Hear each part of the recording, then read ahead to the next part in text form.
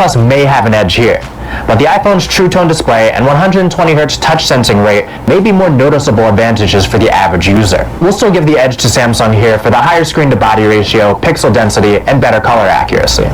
The battle between top-tier cameras is always a good one, but this time we're only looking at 2 cameras from Apple and 3 from Samsung, plus a time-of-flight sensor for better portrait shots and live focus. The time-of-flight sensor assists the Note 10 in getting better depth information for portrait videos and photos. The XS Max already does a pretty solid job with portrait photos, and we're not likely to miss portrait video from the XS Max much. Both the main and telephoto cameras on both of these phones use 12-megapixel sensors with very similar apertures.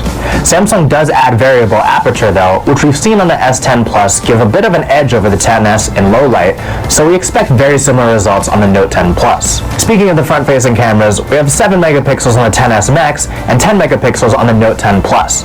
Both should take pretty good selfies, but we're going to give the edge overall to the Note 10 Plus for its more versatile camera setups. When it comes to the user interface, we're looking at Samsung One UI based on Android Pie versus iOS 12 on the XS Max. In terms of support, Samsung's been a little bit late when it comes to getting updates around, but you should expect around 2 years of updates for any flagship device. You should probably expect the Android Q update around January of 2020. On the other hand, the iPhone XS Max can expect between 4 and 5 years of major OS updates, and you're going to get iOS a day at release. Android versus iOS is its own stylistic and philosophical debate to be had, but Android's biggest challenge is to match the polish and support that iOS delivers.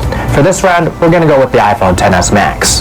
At first glance, the Note 10 is going to appear to have more special features, especially with the S Pen, which now adds support for changing camera modes, gesture controls, and also transcribing notes to Word docs. You also now have Samsung DeX, which can be triggered by simply plugging in a USB cable to your Note 10 and plugging it into a Mac or PC device. Samsung also expands its integrations with Microsoft on the Note 10 Plus, introducing the ability to receive text messages, notifications, and soon phone calls from your PC through your Galaxy Note 10 device. Samsung is also promising a new feature called Galaxy Play Link, which allows you to stream PC games from your computer directly to your Note 10 device and play them on the go.